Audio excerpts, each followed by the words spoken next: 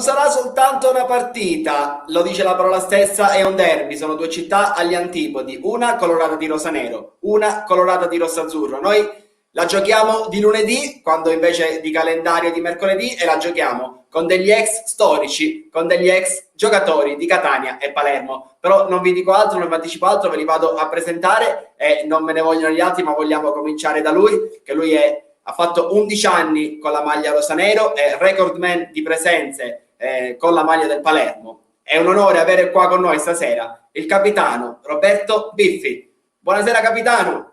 Buonasera a voi, buonasera a tutti i nostri telespettatori e speriamo che sia una bella partita, dai, diciamo così. E allora il Biffi del Catania, del Palermo, il Catania ce l'ha in attacco perché lui è il miglior marcatore della storia del Catania in Serie A. È con noi Peppe Mascara. Buonasera mister. Salve, buonasera. Buonasera. Io ti chiamo mister, in realtà stasera ti chiamiamo Peppe Mascara perché oggi ti vogliamo ricordare quel numero di 10 sulle spalle, poi la tua carriera da allenatore. Ma sai, Vittorio, adesso purtroppo gli scarpini da un po' di tempo sono stati appesi, facciamo un altro mestiere. Però sai, quando ci sono queste gare in palio, qualcosina in mente ti ritorna di quello che hai fatto. Io spero che queste due grandi pazze siciliane, sia il Catania che il Palermo, tra qualche anno si possano affrontare in palcoscenici molto più ambiti e secondo me dove gli compete, perché vedendo la Serie A oggi ci sono piazze meno importanti che sono in Serie A, il Catania e il Palermo ci possono stare benissimo. E non abbiamo finito con le presentazioni perché abbiamo ancora lui è un verace palermitano che ha difeso la maglia del Palermo per 3 anni. E con noi mister Giovanni Ignoffo. Ciao mister, buonasera. Ciao Vittorio, buonasera a voi tutti, un abbraccio a Peppiniello Mascara e un abbraccio al Biffone. Ciao Giova, ciao. Ben ritrovato. Allora, intanto... io sono un po' nella via di mezzo, perché c'ho Roberto che è stato per certi versi mio padre sul campo e invece Mascara che per certi versi è stato mio figlio, perché me lo portavo in giro a Avellino.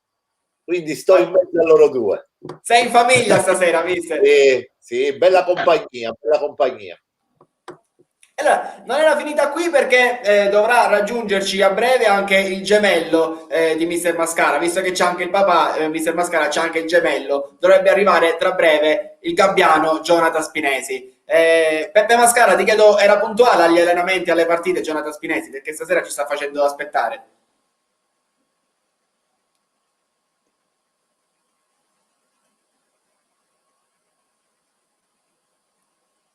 Allora, chiediamo magari, Mister Mascara, ci senti? Sta combinando un macello per allora, chiediamo magari alla regia, intanto ringraziamo anche Marcello e Luca in regia che ci sistemino qualche problemino con Mister Mascara, ma cominciamo subito. Io voglio cominciare con l'attualità rosanero, perché ormai sono passate poco più di 48 ore dall'esonero di Mister Roberto Boscaglia e dall'avvento momentaneo, sembra. Mister, ti sentiamo. Tanto Mascara chiama aiuto dietro le quinte. Dicevo, sono passati 48 ore dall'esonero di mister Roberto Boscaglia e dall'avvento si capirà se è momentaneo o comunque di lungo raggio di mister Filippi. Mister Roberto Biffi, come hai visto questo esonero? Te lo aspettavi? È un esonero giusto? Ma gli esoneri di solito purtroppo vengono sempre quando le cose non vanno bene. E fa parte del calcio che chiaramente non potendo mandare via tutta la squadra si preferisce insomma e si deve fare qualcosa per dare una scossa soprattutto con gli allenatori. È sempre successo, continuerà a succedere, è successo anche a me, quindi nel senso che è una cosa che purtroppo fa male, però ci sta, nel calcio ci sta, ma non è detto che Boscaglia non sia un allenatore preparato e non sia un allenatore che ha fatto più di 400 panchine nei professionisti, quindi se un allenatore arriva a raggiungere questo traguardo vuol dire che qualcosa di buono avrà fatto. Purtroppo le annate non nascono tutte uguali e a volte quando le cose non vanno bene il primo a pagare è sempre l'allenatore, insomma, però purtroppo c'è da dire che il Palermo quest'anno è stato molto altalenante nei risultati e quindi si può capire, insomma, che la scelta non poteva far altro che arrivare prima o poi ed è arrivata domenica sera dopo la partita. Chiaro, Dispiace, chiaro. dispiace umanamente perché quando succedono queste cose dispiace per la persona, però sportivamente parlando è una cosa che ci siamo abituati nel calcio, dai, soprattutto chi magari ha qualche esperienza in più in campo. Chiaro. Voglio fare subito, intanto, Mister Mascara, ci senti adesso?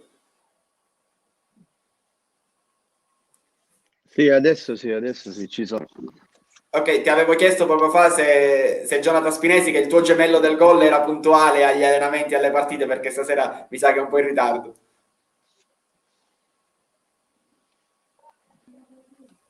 No, no, su quello era una persona molto, molto seria. Era anzi lui che passava a prendere e andavamo agli allenamenti insieme. Quindi non capisco perché in questo momento sia assente. E poi tu ripagavi questi passaggi con gli assist che gli facevi la domenica.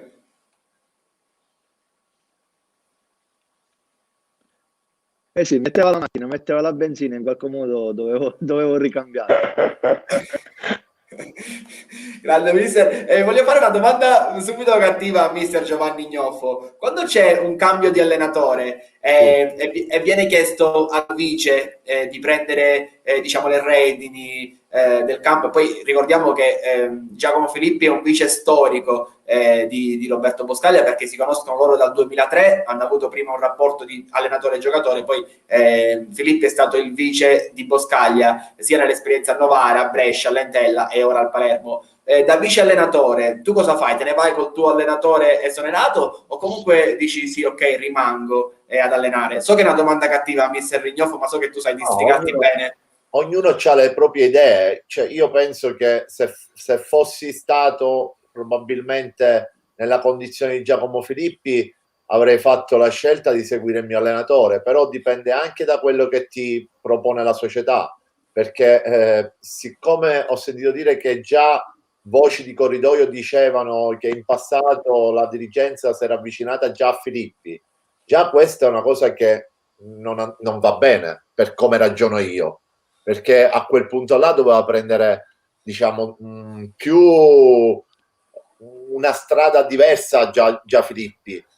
Però sai, è sempre un ragazzo che ha voglia di emergere, magari ha messo da parte sentimenti, riconoscenza e sta cercando di cogliere la palla a balzo per lanciarsi anche lui nel mondo dei professionisti. A me è successo ad Avellino che al mio esonero la società non poteva prendere nessun altro dello staff perché c'era un budget ridottissimo e i ragazzi comunque mi hanno chiesto: mister, che facciamo?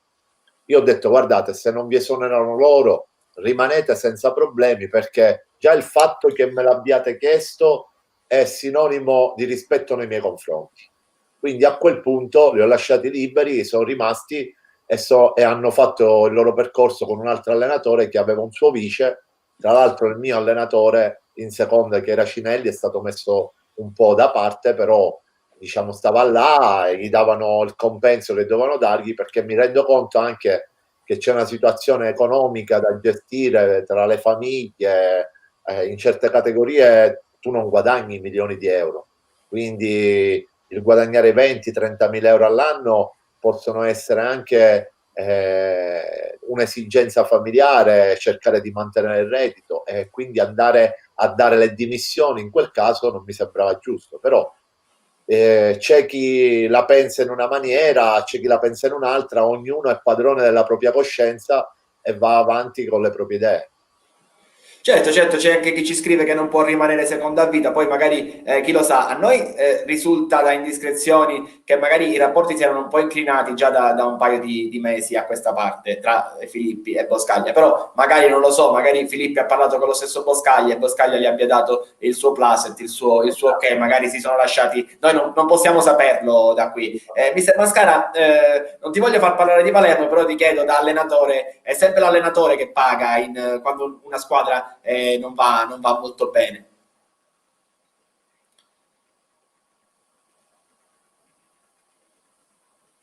Roberto, quando gli ha fatto la stessa domanda, ha detto delle cose sacre. In corso adesso col mercato chiuso non puoi cambiare 12-13 giocatori, pagare sicuramente è l'allenatore. Purtroppo in Italia siamo abituati a cambiare tanto e non si dà il tempo. Ricordiamoci che il Palermo è stata costruita per il primo anno per salvarsi e poi cercare di esplodere in Serie B. Hanno anche preso, secondo me, uno degli allenatori che ci sia a piazza, si è giocato le sue carte. C'è anche da dire che il Palermo ha sofferto di Covid, è stato tanti giorni con tanti giocatori fuori, è venuto mai la rosa a disposizione. C'è anche da tenere conto questo, gli infortuni e tante cose. Secondo me la strada che sta facendo il Palermo era ottima, non penso che gli sia stato chiesto altro al mister Boscaglia, però sai, noi non viviamo il quotidiano, non sappiamo le vicissitudini, può darsi che ci siano altri problemi di dialogo che si trova con i dirigenti, con la società, però secondo me è stato un po' prematuro una scelta del genere. Chiaro, chiaro. A Roberto Biffi invece volevo chiedere, te l'aspettavi questa decisione proprio alla vigilia del derby? Cioè hanno aspettato e poi proprio alla vigilia di una partita così opti per l'esonero? No, effettivamente no. Io pensavo che gli dessero la possibilità di giocare almeno il derby, nel senso che sembrava che insomma, il tempo fosse da parte dell'allenatore, nel senso che avendo una partita così ravvicinata probabilmente gli avrebbe salvato insomma, la panchina almeno momentaneamente, invece la società ha deciso di interrompere subito il rapporto con l'allenatore e di dare spazio al suo secondo. Io, se permetti, volevo tornare sulla domanda che hai fatto a Giovanni. Io sono stato proprio in prima persona un secondo di Piccioni in Serie A in Bulgaria, dove l'allenatore il presidente mi chiamò, mi disse che la squadra voleva, oltretutto eravamo 7-8 italiani, insomma, quindi ci capivamo insomma con la lingua nostra. Il presidente, avevamo la fortuna che parlava anche la nostra lingua e quindi ci siamo spiegati molto bene. Mi chiese, visto che ero visto bene dal gruppo, di continuare da solo la mia avventura. E io rinunciai senza rifletterci un attimo, perché è un rispetto che hai nei confronti di un allenatore che ti ha portato e che ha fiducia di te. Cioè io praticamente voglio dire che se Filippi ha avuto delle discussioni con l'allenatore, che ci può stare, perché anche io e Piccioni in quel frangente ci confrontavamo anche abbastanza duramente, no? su quello che era il lavoro che dovevamo fare, però lo facevamo faccia a faccia, quindi erano tutte cose che rimanevano tra me e lui. E oltretutto almeno io ho seguito fin dall'inizio la costruzione di questa squadra, di quest'anno chiaramente del Palermo, e so che la società, prima di accettare la richiesta di Boscaglia per farsi affiancare da Filippi, ne ha dovuto fare insomma di sudare di camicie, no? Quindi se una società non ti voleva prendere e il mister ti ha fatto assumere facendoti fare il lavoro che negli anni faceva con Boscaglia, probabilmente avrebbe almeno sotto l'aspetto, insomma, del comportamento, agire diversamente. Non ha fatto così, probabilmente quello che diceva Giovanni è vero, nel senso che sta vedendo, che ne so, il futuro rosa, e non sembra un gioco di parole, ma è così. E Filippi magari in questo momento stava sperando che le cose gli vadano talmente bene per poi il prossimo anno rimanere come primo nella città di Palermo. O Però io comunque credo. guadagnarsi. Sì, la stima, ma la stima credo che se gli abbiano dato la squadra ce l'abbia da parte della società. Però io penso che in 12 partite non ti cambia la vita, nel senso che se poi non dovesse essere riconfermato, probabilmente rimarrà a casa, perché se è stato un accordo tacito tra Boscaglia e Filippi è una cosa, ma se è stata presa come un affronto, insomma, nei confronti del primo allenatore, probabilmente il prossimo anno, perché io credo che Boscaglia bene o male continuerà ad allenare, non so dove, non so perché, non so quando e tutto, ma sicuramente continuerà ad allenare. E se Filippi magari spera che l'allenatore lo riporterà con lui, ho i miei dubbi, insomma. Se si è comportato male nei confronti dell'allenatore. Poi se è un tacito accordo, allora cambiano le cose.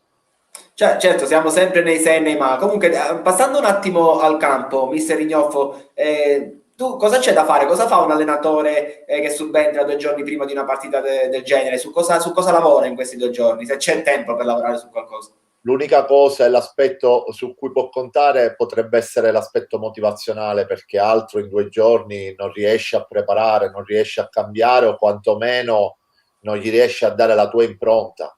E visto che c'è un cambio repentino dell'allenatore a distanza di una partita talmente importante per i palermitani, puoi contare su quello che è appunto l'aspetto della voglia dei giocatori di rivalsa, di mettersi in mostra col nuovo allenatore e magari far cambiare le idee, visto che lui è stato là, rispetto a una settimana fa, che magari qualche giocatore giocava meno, può avere l'opportunità di giocarsi questa chance.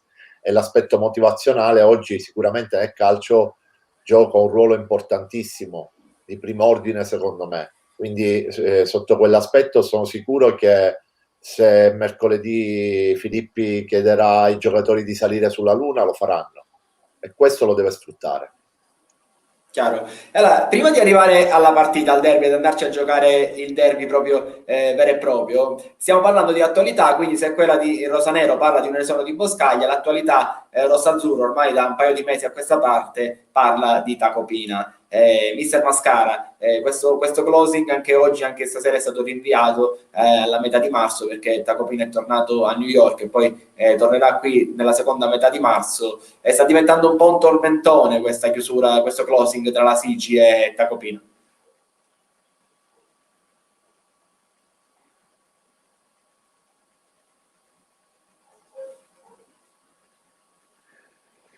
Ma guarda Vittorio, ormai da più di 3 mesi che va avanti questa storia. Non sappiamo realmente i motivi che spingono a Tacopina di allungare i termini.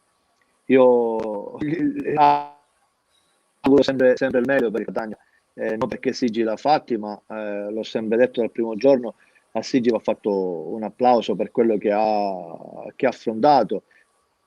Non immaginavo che purtroppo questa pandemia si prolunga secondo punto di vista, però sul fatto lavorativo hanno lavorato veramente bene, perché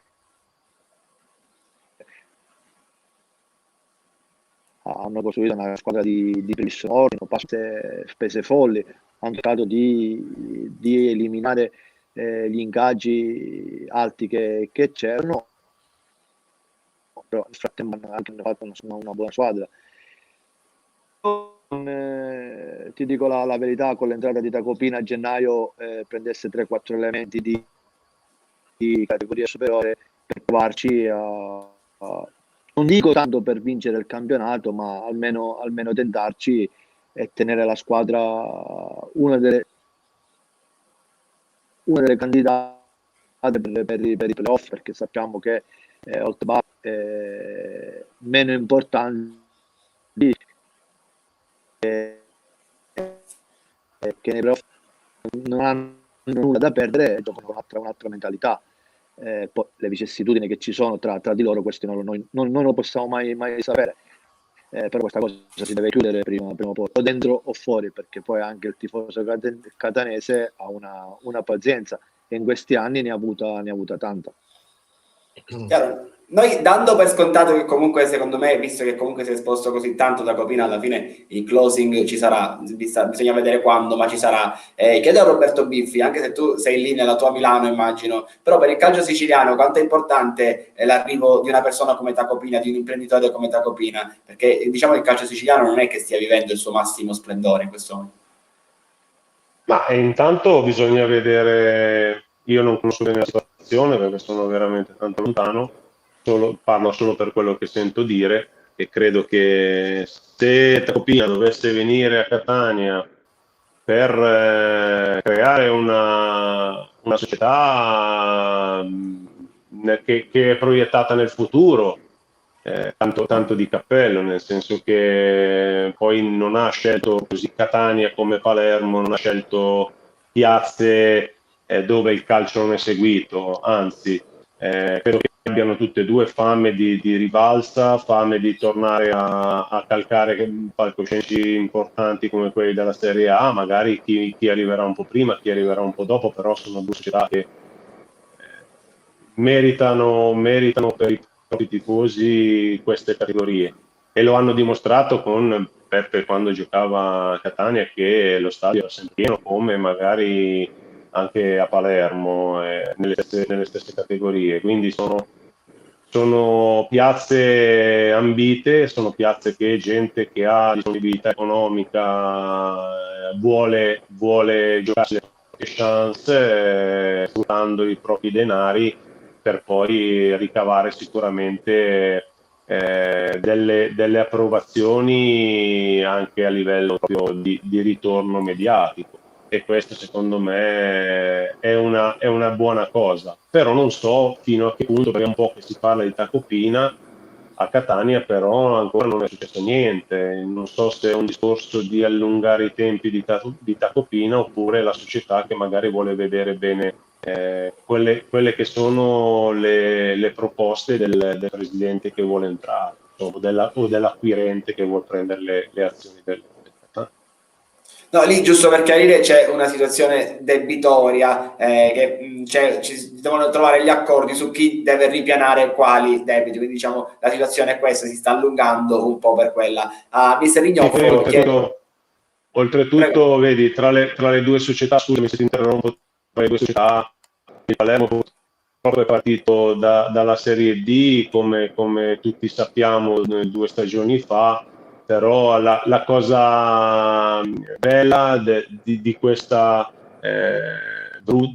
brutta fine che fece la società di Serie B, Gustavo oltretutto doveva giocarsi i playoff, la cosa bella è che ripartono con una società pulita, ecco, magari da categorie basse, ma da una società pulita. Il Catania probabilmente ha questa situazione debitoria importante, e quindi è anche insomma, chi deve entrare deve fare i propri conti, insomma, non è che puoi entrare e portarti sulle spalle poi il peso di errori fatti, se di errori vogliamo parlare, errori fatti dalle precedenti società, insomma, da chi gestiva la società. Quindi anche quella è una cosa che bisogna tenere veramente conto, perché soldi purtroppo in questo momento le società non ne hanno da buttare, e quindi devono cercare di ragionare nel miglior modo possibile per risolvere le situazioni senza piangere troppo, diciamo così.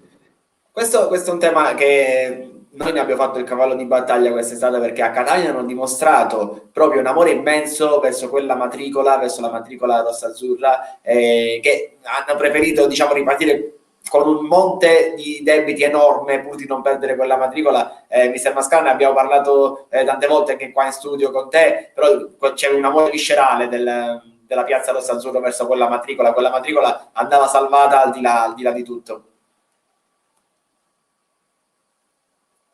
Ma lo hanno sempre detto, lo hanno sempre sostenuto. Dal primo giorno che è venuto fuori che il Catania poteva fallire, andava a morire la matricola che gli ha permesso in questi anni, partendo dall'eccellenza, pian piano scalando le vette, arrivare in Serie A. In Serie A, tifoso del Catania, in questa cosa ci ha sempre creduto, l'ha sempre sostenuta. È un amore viscerale, diciamo, per questa matricola, anche sapendo che se la Sigi ha fatto degli investimenti importanti, non poteva costruire una squadra di primissimo ordine, perché hanno preso veramente tanti soldi per salvare la matricola. E allora voglio coinvolgere Mister Ignoffo sul tema Tacopina e poi voglio parlare un po' di Amarcord, perché io voglio ricordarvi voi in campo. Mister Ignoffo, ti chiedo la stessa cosa un po' che chiedevo a Mister Biffi, cioè quanto è importante, tu che vivi la Sicilia, ci sono piazze, tu le conosci bene, Siracusa in eccellenza, Messina in Serie D, Ciriale stesso in Serie D, insomma non le stiamo ad elencare tutte, però quanto è importante il fatto che degli imprenditori così importanti come Tacopina si avvicinino al calcio siciliano e possano rilanciare una piazza come Catania, che comunque è da un po' di tempo non vede, tra virgolette, la luce. Sì, avere un imprenditore che soprattutto sia lungimirante e quindi creare un progetto dà speranza ai tifosi e questo crea entusiasmo. È ovvio che Tacopina ha già dimostrato a Venezia il suo valore imprenditoriale e soprattutto organizzativo, e quindi può far sognare una città come Catania, così come ha sognato per tanti anni Palermo con Marini. La Sicilia è alla ricerca di imprenditori che possano dare delle garanzie importanti, e soprattutto le piazze come Catania, Messina, Palermo, stessa Agrigento, Siracusa, Messina, Cireale, sono piazze che hanno bisogno di lustro nel mondo dello sport e soprattutto nel mondo del calcio, dove c'è una risonanza importante. Allora, chiaro, andiamo un po' sull'Amarcord. Oggi è l'1 marzo 2021, però qualcuno di voi, se io dico 1 marzo 2009, qualcosa sovviene in mente. Chi di voi ha qualcosa da dire sull'1 marzo 2009? Sicuramente Peppe giocava ancora. Allora gli viene qualche... È l'unico che giocava ancora. È giovane come l'acqua ancora. Non ero tra le due piazze. Allora ricordiamolo, c'è quell'Eurogol di Mascara a centrocampo nel derby Palermo-Catania 0-4, ma Roberto Biffi e Giovanni Ignoffo l'avrebbe fatto con voi in campo quel gol Mascara? No, ma non lo vedi con me sicuramente sì, perché poi io giocavo magari un pochino più lontano rispetto a lui, ma se fossimo stati a contatto non lo so, ma è stato un grande giocatore. Peppe, ragazzi, ha fatto tanti gol, cioè non è che... E poi oltretutto era un fringuellino, era difficile anche da prendere, ti saltava facile, svelto, buoni piedi. Come facevi a prenderlo? E lo dovevi pigliare e basta, però purtroppo era difficile anche da fare quello, quindi ha dimostrato secondo me tutto il suo valore.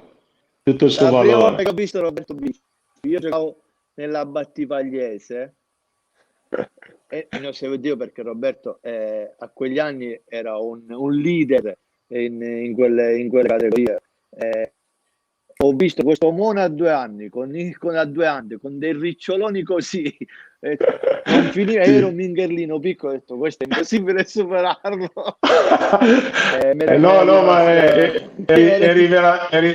Ma tu eri veramente bravo, e oltretutto secondo me hai fatto la tua grande carriera, però hai raccolto meno rispetto a quelle che erano le tue caratteristiche, perché poi alla fine eri un giocatore imprevedibile. Se fossi stato giovane, avessi giocato adesso, probabilmente io dico che avresti rischiato di arrivare anche in nazionale. Guarda cosa ti dico, ma non è un fatto di fare complimenti gratuiti, è proprio quello che penso, perché hai fatto delle cose che io guardando da fuori ormai avevo smesso e dicevo cavolo, è veramente bravo, questo ragazzo è veramente bravo.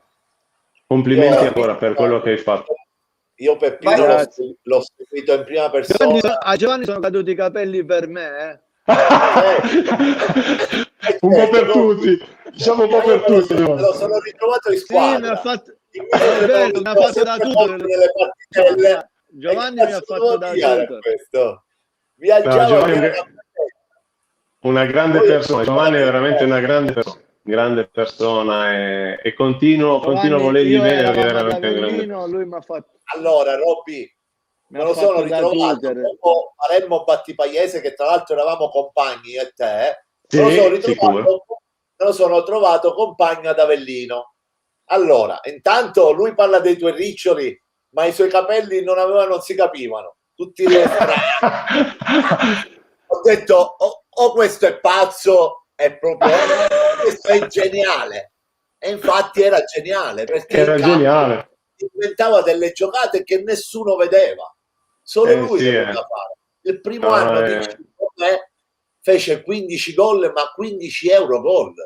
Infatti avevamo una squadra forte a Avellino. Avevamo lui e Mendille la prima parte davanti. porca miseria. Lo sai che ci dicevamo dietro, io, Bucaro, De Martis, buttiamogli la palla avanti se la vedono loro. Ancora c'ho il film di una partita, sai Giulianova che campo di brutto Sì, era sì, poi erano anche tifosi caldi, bella spiazza anche qui. Io me lo ricordo perché una volta quell'anno là Adriano mi disse vai a battere tu la rimessa. Io ragazzetto bello pimpante arrivo sotto la rete, è arrivato di tutto. Ho detto no, ho capito perché poi fa battere in rimessa, perché se Capita. quella partita ha combinato l'ira di Dio, abbiamo buttato 3 palloni davanti, ha fatto 3 gol e 4 pali. Su lui e Mendy non si capiva niente là davanti, è finita 4-1 per noi, ma una cosa devastante. E poi in allenamento lo dovevo menare. Infatti una volta mi sentì in colpa perché a una rifinitura, non so se lui se lo ricorda, gli diede una botta in faccia e ho detto mamma mia questo domani non ce l'abbiamo, ora come facciamo? Mi sentivo in colpa, tutto a posto, però sti cazzi di mano sempre all'aria.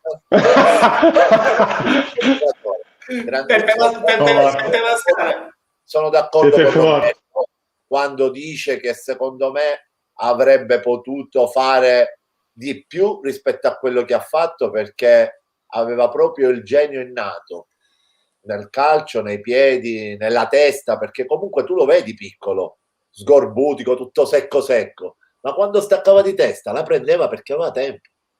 Allora, Sì, purtroppo sì. facciamo rispondere Mister Mascara e gli chiedo se ad Avellino con i 15 euro gol di cui parla Ignoffo ti stavi allenando per quel derby lì dell'1 marzo 2009.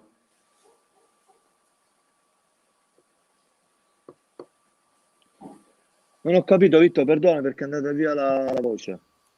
No, dicevo, intanto rispondi alle parole di Roberto e Mister Giovanni Ignoffo e poi ti volevo chiedere se di quei famosi 15 euro gol di cui parla Ignoffo ti stavi allenando ad Avellino per fare quel gol dell'1 marzo 2009. No, ma innanzitutto io l'ho sempre detto, Giovanni lo sa, è anche da tanto tempo che non ci vediamo, per lui per lavoro, gli voglio un mondo di bene perché quando ero ad Avellino ero un po' pazzarello con la testa, mi ha preso sotto la sua ala protettiva, penso io ancora non avevo patente, mi veniva a prendere, a lasciare, per me è stato un fratello maggiore, mi ha fatto crescere veramente, veramente tanto. Sai, quando vieni da un paesino sperduto dalla Sicilia, trovarsi a quasi 1000 chilometri e vedere il mondo tutto tuo e trovare una persona che mi dava ottimi consigli e a volte anche qualche affetto quando sbagliavo, me lo sono ritrovato nel proseguo della carriera. Roberto, penso che non ci siano parole per quello che lui ha fatto e penso che di calciatori anche forse di me ne ha visto e ci ha giocato insieme. È detto da lui che vedeva qualcosa in più di quello che ho fatto, solo da prendere come esempio e tenerlo stretto, detto da un rappresentante del calcio di quello vero di tanti anni fa. Intanto abbiamo capito che Mister Mascaro non guidava mai perché un po' lo andava a prendere Spinesi, un po' lo andava a prendere Ignoffa, la macchina non la prendeva mai Mister Mascaro. E poi Roberto Biffi ci parlano di un Palermo Ma Udinese. la benzina costava. Sì, ma ce ne sono tanti, anch'io ne ho di questi aneddoti di gente che non prendeva mai la macchina. Però faccio il siciliano, non dico niente, sto zitto. Va. Io non avevo la patente. Robby, tra bagnoschiumi, beauty, benzina, gli spogliatoi, di tutto. Cioè la Mamma gente, mia. la gente che non me lo... Ma tu il bagnoschiuma non lo porti mai? No, tanto c'è lui che me lo dà, c'è lui che me lo dà. È vero, è vero. Mamma mia. Quindi ragazzi io lo posso testimoniare, gioco in prima categoria, quindi il problema del bagnoschiuma è sia in prima categoria che comunque in Serie C. Categoria. È sempre lo stesso il calcio, tutto sotto quella stessa. Roberto Biffi, Mister Iemma ci parla di un famoso Palermo Udinese in cui Rizzolo, Centofanti e Biffi che ha spaccato la porta 3-1 e Udinese a caso, una partita storica, ce ne parli? Bellissima, oltretutto giocata su un campo bagnatissimo perché pioveva, poi mi ricordo bene quella partita. Loro erano primi in classifica con un allenatore che purtroppo non c'è più, ma è stato un'icona del calcio siciliano e anche genovese perché era Spoglio. Loro avevano una squadra fortissima, nel senso che c'era Giuliani, Sensini, Manicone, Dell'Anno, Balbo, cioè una squadra Nappi, una squadra che solo a sentirne parlare avevi paura. E vennero a giocare, magari ci sottovalutarono un po', noi non eravamo in una posizione di classifica buonissima, ma riuscimmo con la nostra rabbia, insomma, a vincere 3-1.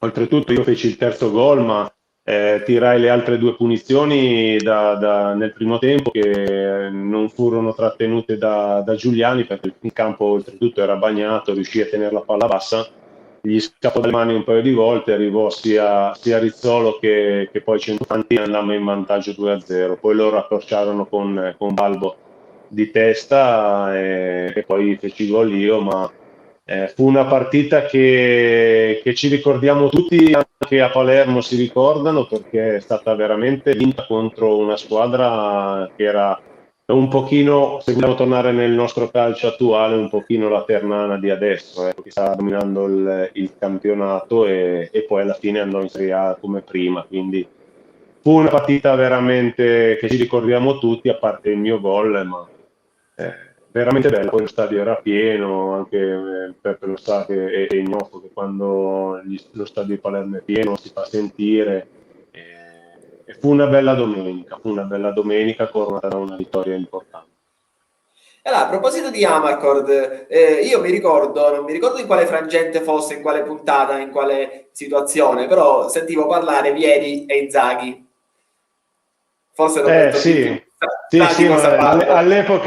all'epoca si potevano anche usare un pochino le maniere forti, adesso col calcio attuale io non so, anche Giovanni non so quante partite avremmo fatto in questo momento con la VAR magari qualche espulsione in più ci poteva stare. A voglia, adesso basta che tocchi un avversario, era più lo bello spingi, lo prima, trattieni. sicuramente era più bello Ma sì, magari a volte si esagerava anche, però faceva parte del gioco, no? Un po' di furbizia, un po' di scaltrezza. Adesso la VAR, oltretutto, secondo me, ha equilibrato un po' tutto con le squadre.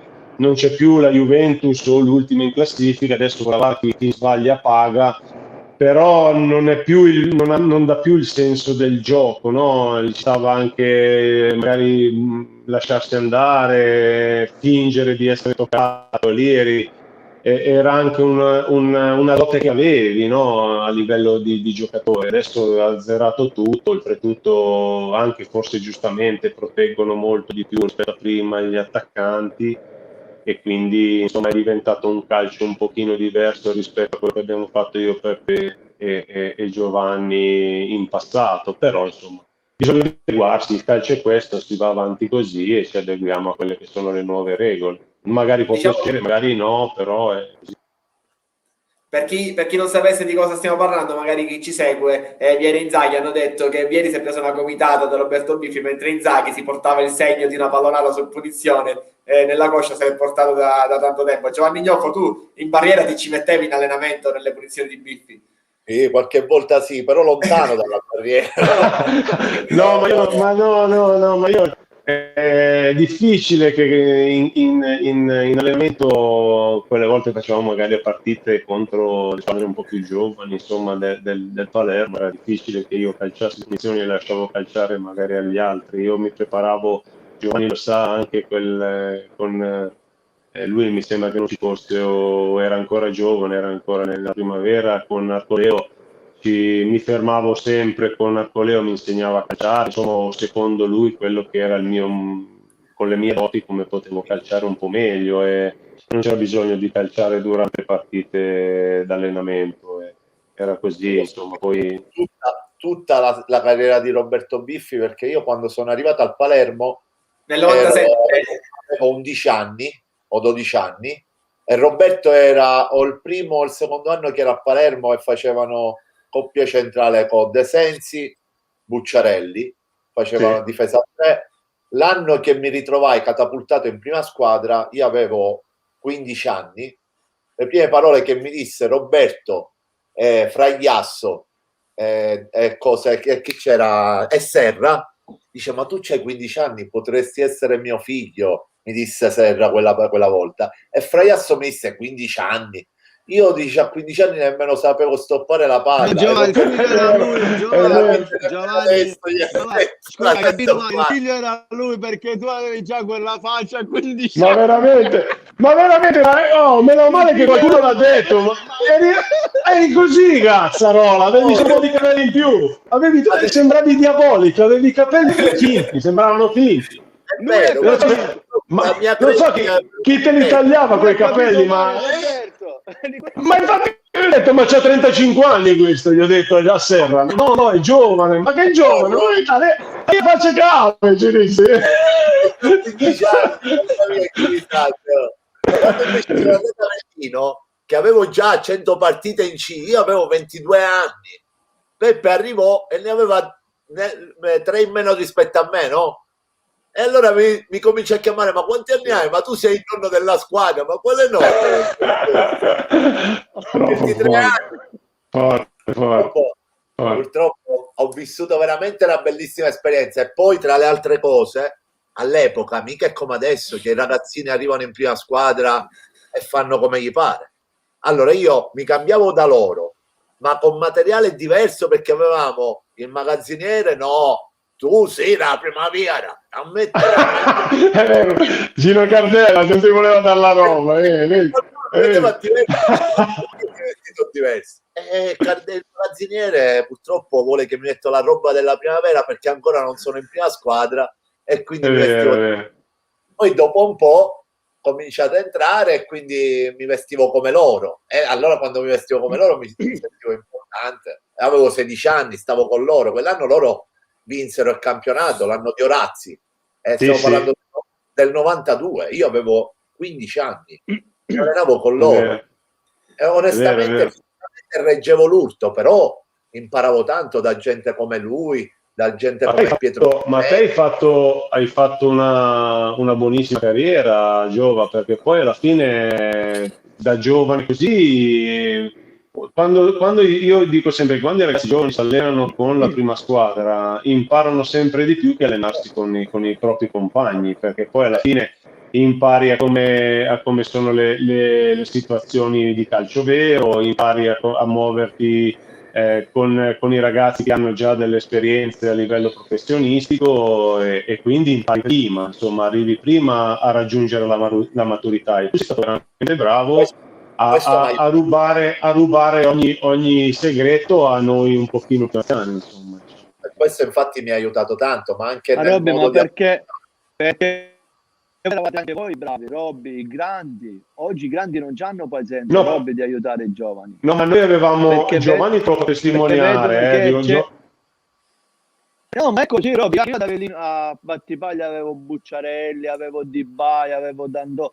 ma era gente che ti aiutava perché vedeva in me che gli potevo dare una mano, gente che l'ascoltavo e mi impegnavo a non farli arrabbiare. Adesso se uno dei grandi dice qualcosa a uno dei giovani, lo manda a quel paese e il vecchietto ha perso la voglia di... I Giovanni te lo può testimoniare perché... Sì, ma Giovanni te lo può testimoniare che almeno io personalmente, ma tutti i ragazzi, noi che eravamo un po' più grandi, abbiamo sempre protetto i ragazzi giovani, perché poi i ragazzi giovani erano il futuro della nostra società. Noi non dimentichiamo che il Palermo, quando c'ero io, non era un Palermo ricco come poi è successo con l'arrivo di Zamparini, che ha preso giocatori importanti, hanno cominciato a vincere i campionati, andare in Serie A, e quindi da lì diventa un calcio diverso. Noi nel nostro piccolo avevamo un presidente che faceva della società una società familiare, infatti c'erano la moglie, c'era la sorella che gestiva un po' tutto il discorso anche negli uffici. E quindi noi avevamo un modo di proteggere i nostri ragazzi, perché poi sarebbero diventati importanti nel momento in cui ce ne fosse stato bisogno. E Giovanni te lo può testimoniare, noi abbiamo sempre fatto da chioccia a questi giovani, ma come lui c'era Tedesco, c'era Cardinale, lo stesso Liverani che poi è andato a Cagliari l'anno successivo, c'erano tanti giocatori che avevano grossissime qualità, di Somma, Giancarlo Ferrara, insomma un pochino più grandi, però erano tutti ragazzi che poi bene o male con il nostro aiuto sono riusciti a fare le loro carriere, e chi più chi meno hanno giocato tutti nei professionisti, quindi per noi è un sintomo di orgoglio questo. Assolutamente, Robby, mi mancano le partite a brisco. Quelle erano importanti, quelle era tanto divertimento, Io mi ricordo che mi prendevate sempre in giro perché vi facevate i segni, io ancora non capivo, e mi fottissimo, non so quanti pisci, ma fottissimo, e giocavamo 5.000 lire a partita, e dici, mica, veniva a casa, non c'avevo soldi in tasca, dici, ma come cazzo che perdo sempre, con i bambini perdo sempre. Roberto Biffi, il siciliano ti è rimasto un po' di rimembranza di siciliano. Ma io a casa quando mi arrabbio con i miei figli parlo sempre siciliano, nel senso che mi viene spontaneo, è un po' più facile, nel senso che magari adesso mi sono trattenuto un po', però le parole sono un po' diverse, no? Però diciamo che ho imparato forse quasi subito, insomma, a cominciare a dire parole. Poi ero uno attento, no? Mi piaceva, insomma, il dialetto palermitano, quindi ogni volta che sentivo qualche parola chiedevo a Cardella, che mi aveva accompagnato da quando sono arrivato a Palermo fino alla fine della mia carriera di Palermo. Mi ha accompagnato, e ogni volta che all'inizio sentivo una parola che non capivo, addrizzavo le orecchie e dicevo: Gino, ma cosa vuol dire così? E lui mi diceva: vuol dire così. E io me le memorizzavo, e poi memorizzando ho cominciato a fare discorsi completi in palermitano. Oltretutto, se posso dire un'altra cosa, quando andavo nelle trasmissioni, come spesso accade, poi i ragazzi, insomma, ti invitavano a parlare, e mi dicevano: Robby, però se riusciamo la facciamo in siciliano. E quindi io dovevo parlare siciliano, ma alla fine poi si tornava a parlare italiano, perché era la cosa più normale. Però mi divertivo veramente tanto, soprattutto negli spogliatoi. Era il nostro regno, e Giovanni lo può confermare, ci divertivamo da morire. Giovanni, una punizione al 90°, a chi la fai calciare? A Mascara o a Biffi? A lui, i piedi che aveva lui, io mica ammuttavo un pallone. È per più qualità, senza dubbio, più forza. Se dobbiamo ammazzare qualcuno, io dico: Robby, ammazziamo quello. Se dobbiamo perdere il pallone la calciavo io, se dovevamo perdere tempo la calciavo io, se dovevamo recuperare Peppe sicuramente. Quando beccavi la porta era un bel casino. Sì, però non la prendevo mai, però insomma. Solo qualità Peppino Champagne.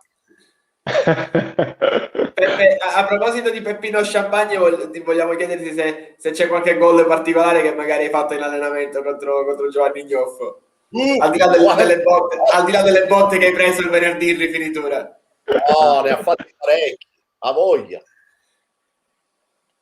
lo facevo allenare bene, perché così la domenica mi faceva gol e faceva vincere le partite. E piavi i piccioli in un premio, dicillo. Ma questo, guarda, abbiamo parlato di giovani e non giovani. No, è tutto un discorso che va legato, perché quando trovi gente dall'altra parte che si gioca il posto, tipo Giovanni Roberto con gli attaccanti, gli ex attaccanti compagni di squadra, e trovi gente che si allena a 1000 anche in allenamento, che non vuole prendere gol, anche tu allo stesso modo ti alleni per fare le gol, perché sai che di fronte c'è i compagni che sono forti, che la domenica non vogliono prendere gol, e tu ti alleni ancora di più per cercarlo di farlo, anche se giochi con loro, ma per sfruttare le tue abilità la domenica. E questo c'è sempre il rovescio della mentalità: ti alleni per fare bene e continua ad allenarti per fare ancora più bene. E quello è il discorso degli allenamenti. Adesso lascia stare, perché adesso è un discorso, sono mentalizzato a fare quell'ora tipo robot, un'ora e un quarto, e finisce lì. Ma ai nostri tempi la partita si aveva una settimana, dal martedì alla domenica, fin quando l'arbitro non fiscava. E quindi il calcio è cambiato, gli interpreti sono cambiati. Io spero che nelle prossime scuole di allenatori tutte queste cose vanno fatto notare per far sì che il calcio italiano ritorni ad altissimi livelli come a qualche anno fa. Allora, vi devo chiedere qual è il derby a cui siete più legati, il più bel derby. Cominciamo da Giovanni Gnoffo, il più bel derby ovviamente che avete giocato. Il derby Palermo-Catania con Roberto ce l'ho impresso, perché Roberto fece una cosa che fece scalpore, e quindi quello mi rimase per un certo verso. Però allo stesso tempo ho giocato tanti derby anche in Campania, che comunque ti lasciano il segno, con la Salernitana, con l'Avellino, con Napoli. Ne ho fatti di derby che rimangono un po' per cose diverse nella mia memoria. Però se dovessi deciderne uno, sicuramente, ma Catania-Palermo di quella volta fu veramente particolare. Non grazie a Roberto, fu particolare perché fu una partita bella. Mi sembra che finì 1-1, o sbaglio, Robby? 1-1. L'ultima, quando sono stato espulso? Sì. No, finì 1-0 per il Catania. Perdemmo 1-0, io fui espulso secondo me ingiustamente dopo 10 minuti su un calcio di punizione a favore al limite dell'area del Catania. Calciai e la barriera non era a distanza. Io continuavo a insistere con l'arbitro, e non mi ricordo chi fosse, che era troppo vicino, e lui mi disse: o calcio o te ammonisco. Allora ho dovuto calciare, ma la barriera era veramente a 5 metri e non riuscii a calciare. Presi un pugno da chi mi veniva incontro per evitare il tiro in porta e caddi. E ti dico che ho simulato un po', nel senso che l'arbitro era lì, doveva vedere. Nel momento che ero per terra mi continuavano a dare i calci, e allora ho visto che l'arbitro non prendeva decisione, mi sono alzato e uno ha cercato di mettermi le mani addosso, io gli ho picchiato le mani sulle mani per dire non mi toccare, e l'arbitro mi ha espulso. E da lì poi c'è stato un mio gesto che è diventato insomma virale per i tifosi del Palermo, nel senso come piacere, però poi alla fine sbagliai, perché non si fanno quelle cose, però insomma passò così. Però io il derby che mi ricordo di più non fu quello di Catania, non fu giocata a Catania, ma fu giocata a Palermo. Ne abbiamo vinti tanti, ti dico la verità, in quell'epoca. Però nell'anno che Giovanni venne con noi con Orazzi, nel 92-93, eravamo primi in classifica, giocammo contro il Catania e perdemmo 2-0 davanti a 40.000 persone. Però era una partita particolare, perché il Catania fece due gol, uno con Cipriani, il primo da una quarantina di metri, che Vinti fece un errore, e poi l'altro mi sembra Palmisano nel secondo Malmisano, non mi ricordo, vabbè, comunque un altro tiro da lontano all'incrocio dei pali, questa volta bellissimo, e perdemmo 2-0, però noi giocammo una partita tutto cuore, non mollammo mai, e mi ricordo che pur perdendo i tifosi palermitani ci applaudirono alla fine della partita, e tutti in piedi, oltretutto perché capirono che era una giornata storta purtroppo con il Catania per noi, però poi alla fine è stata veramente una partita ben giocata da tutte e due le squadre. Il Catania è un po' in difesa, però vincendo è passata come una partita stravinta, ma non fu così, e mi ricordo quello proprio per l'importanza del rapporto che c'era tra i tifosi e la squadra in quella stagione. Qual è stato invece il derby più bello di Peppe Mascara e perché proprio quello dell'1 marzo 2009?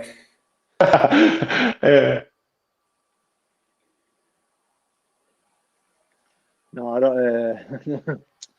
no, Vittor, te lo possono confermare sia Giovanni che Roberto. Il derby è qualcosa di stupendo. Io mi ricordo tutti, lascia stare il 4-0, quello è un discorso, una partita che ci può stare, però il derby è derby, il derby si aspetta per tutta la stagione. Ti carichi durante la settimana, la vivi in un'altra maniera rispetto alle altre, ma sono 90 minuti, però il derby ha un suo fascino, vedere tutta quella gente allo stadio, gli sfottò che poi sicuramente devono finire lì, è una cosa straordinaria, a prescindere dal risultato. Poi se lo vinci è meglio ancora, però il derby è qualcosa di magico, ti rimane, lo vivi dentro già 10-15 giorni, e ti rimane dentro per molto tempo. Chiaro. Poi oltretutto, se posso aggiungere una cosa a quello che ha detto Peppe, che ha detto una cosa giustissima, però il derby è derby se giocato con la gente. Il derby che verrà giocato mercoledì senza gente, come è successo anche all'andata a Palermo, è un derby a cui manca qualcosa, perché la cornice di pubblico ti dà anche ai giocatori quel senso di appartenenza o al Catania o al Palermo che ti fa dare qualcosa in più. Senza pubblico, purtroppo, per i motivi che sappiamo, sì, c'è sempre rivalità, c'è sempre la chiacchiera fuori o prima o dopo la partita, però i giocatori non penso che siano contenti a giocare un derby senza pubblico, insomma, in quegli stadi vuoti. E poi oltretutto quando il Palermo e il Catania sono nello stesso campionato di competenza, sicuramente quando fanno i calendari si va sempre a vedere, no? Quando è il derby? Quando è che dobbiamo giocare? Giochiamo prima in casa o prima fuori? E queste sono le cose che fanno piacere ai tifosi, fanno piacere ai giocatori, e rendono e mettono un pochino di pepe, ecco, su quelle che sono le partite come queste che dovranno giocare anche mercoledì. Chiaro. Prima di fare i pronostici, di giocare col pronostico della gara di mercoledì, io mi chiedo, questo Palermo si è sempre professato un Palermo dei palermitani, cioè dopo l'era di Zamparini, diciamo, si è tornato un po' in famiglia, un Palermo fatto in famiglia. E allora perché no il Palermo dei biffi, degli ignoffo? Perché non si punta su queste figure? Per esempio Roberto tornerebbe dalla sua Milano a Palermo per sposare il progetto di Pirri, qualora ce ne fosse la possibilità, o anche Giovanni Ignoffo, al di là di questa stagione, che comunque lui ha sposato un progetto anche a lungo termine con Siracusa. Cominciamo da Biffi e poi andiamo da Ignoffo. Beh sì, è normale che il mio desiderio, e me lo terrò anche fino a quando poi sarà l'ultimo giorno della mia vita, sarà sempre quello di tornare nella piazza in cui mi sono sentito figlio. Collaborare o lavorare in questo momento per il Palermo sarebbe il mio desiderio maggiore. È normale che non può essere solo una mia voglia, ma deve essere una cosa purtroppo per me decisa con chi dirige la società. loro sanno chiaramente, ve lo posso garantire, che il sottoscritto ha tutte le voglie e i desideri di questo mondo di poter tornare a dare una mano alla crescita soprattutto dei ragazzi giovani, allo settore giovanile, quindi per me sarebbe veramente un onore poter rimettere, anche se non da giocatore, la casacca dei colori rosanero. Poi dopo, se non dovesse succedere, rimarrò e rimaniamo amici, e continuerò a fare il tifo per questi magnifici colori. Chiaro, dico la stessa cosa a Giovanni Gnoffo, partendo anche da lontano, visto che lui comunque ha sposato un progetto pluriennale con Siracusa, che ci auguriamo anche che il Siracusa insieme ad Ignoffo torni nel calcio che conta, perché non si può vedere il Siracusa in eccellenza, però anche lui magari in un futuro un po' più lontano, perché no, visto che tu comunque hai dichiarato che da calciatore è stata forse la tua più bella esperienza il Palermo, ho letto una cosa Guarda, io ti rispondo semplicemente in 2 parole: se Roberto Biffi da Milano, nonché nato a Prato, dichiara amore per il Palermo, immaginiamoci per un palermitano quello che può significare essere l'allenatore della propria città. Io ho avuto la fortuna di allenare per il biennio dell'era Zamparini il settore giovanile, però i miei obiettivi sono quello di allenare i grandi, e di conseguenza ho intrapreso questa carriera già da Avellino e voglio continuarla col progetto Siracusa, e chissà che nel mio percorso da allenatore le strade non si possano rincontrare di nuovo col Palermo. È ovvio che lo vorrei con tutto il mio cuore, perché è la squadra della mia città, è la squadra dove mi ha fatto crescere come uomo, come calciatore e come tutto, e quindi non potrei farmi un augurio più grande. E il progetto di Siracusa invece, poco fa ne parlavamo, anche un progetto importante, un progetto anche pluriennale.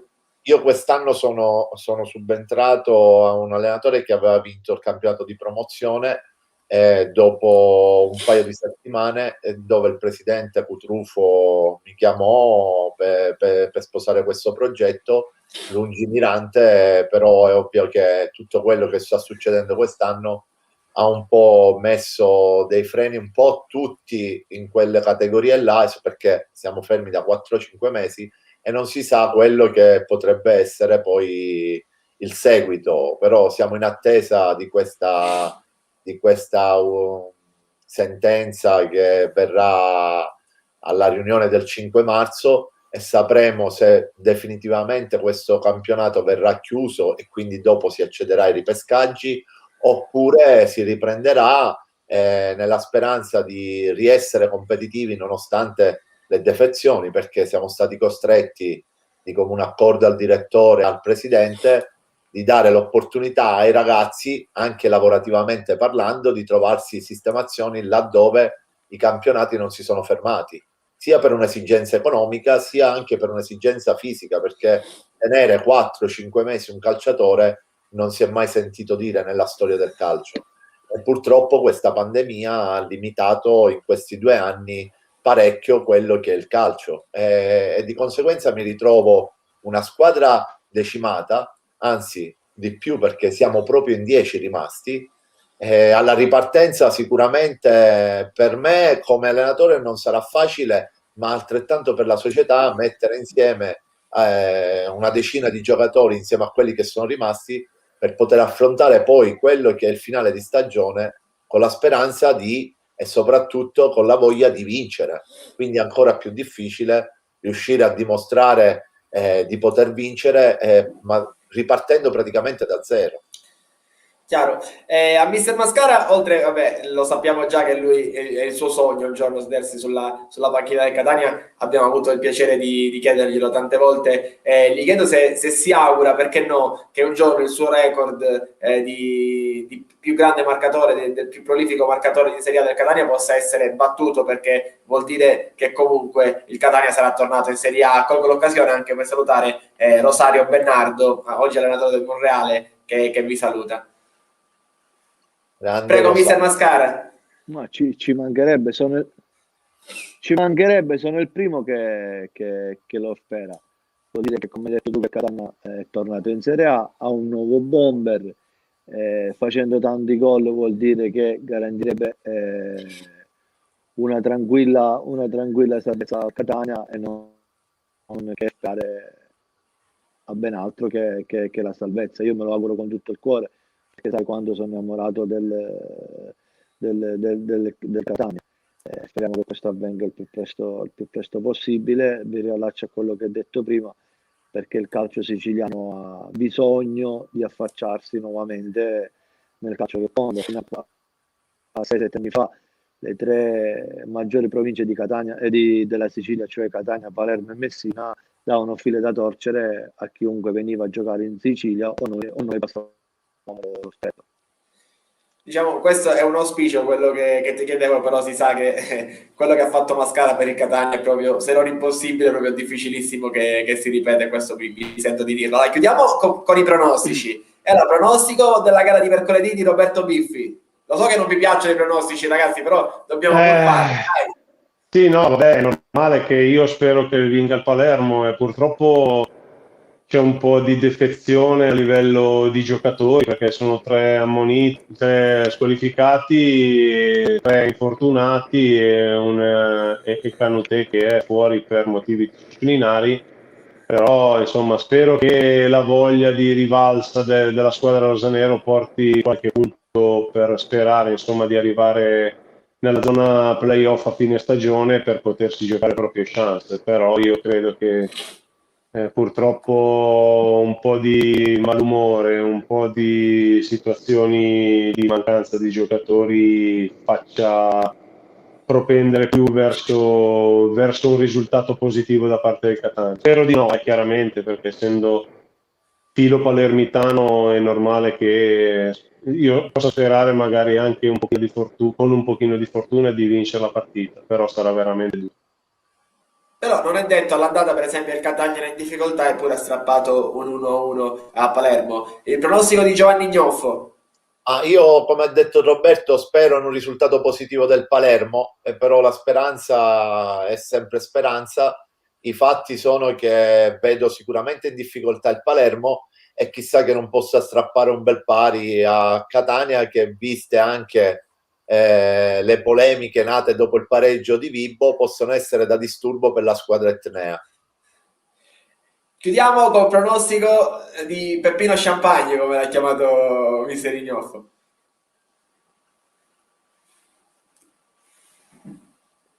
Ignoffo sembra essere il solito filosofo, in qualsiasi cosa gli chiede.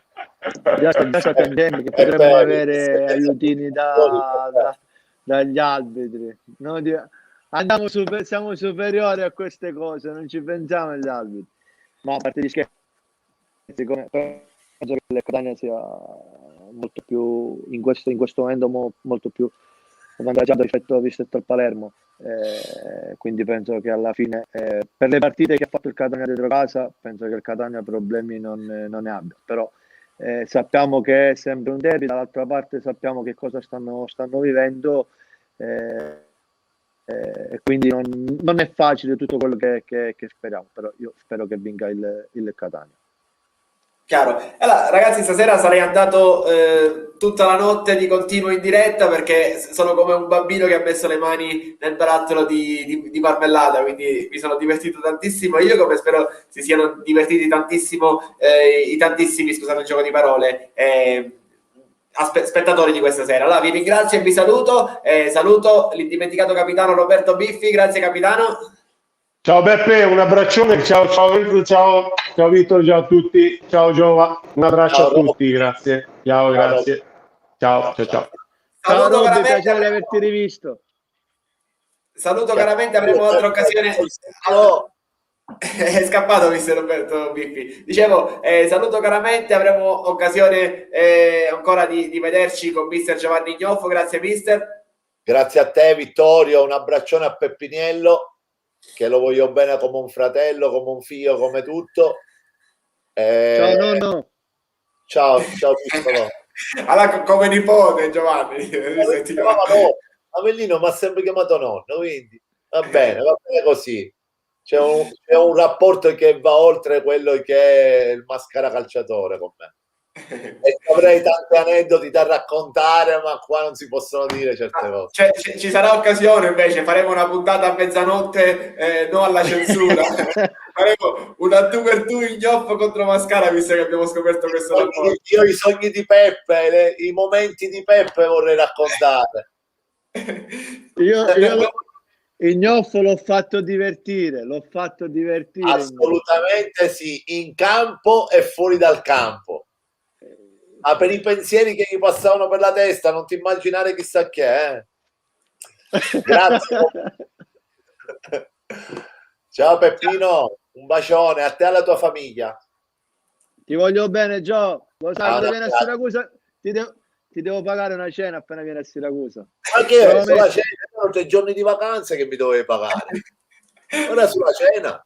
Non pelare i segreti, Giovanni. Vabbè, l'alloggio lo pagano i Cutrufo, mister, l'alloggio lo pagano i Cutrufo, non ci sono di questi problemi. Tanti conti aperti. Dulcis in fondo, saluto quello che ormai è un amico di Gol Sicilia, sta facendo benissimo col suo Troina, gli auguriamo il meglio, un abbraccio grande a mister Peppe Mascara, grazie mister sempre per essere qua con noi e deliziarci come ci deliziavi in campo. Ciao Vittorio, buonasera a tutti, ciao Gio, ti voglio bene, saluto a tutti, ciao Vittorio. Ciao ragazzi, e allora io ringrazio voi che ci avete seguiti, anche questa sera siete stati tantissimi, per quanto riguarda l'allenatore della Ciriale, tra pochissimo ve lo sveleremo, vi posso dire che è un nome che non è stato fatto da nessuno, quindi è un nome che vi darà Gol Sicilia, spero tra pochissimo, spero nella notte. Per quanto riguarda il resto ci vediamo sempre 24 ore su 24 con gli aggiornamenti live su golsicilia.it e ci vediamo al prossimo salottino. Buonasera a tutti.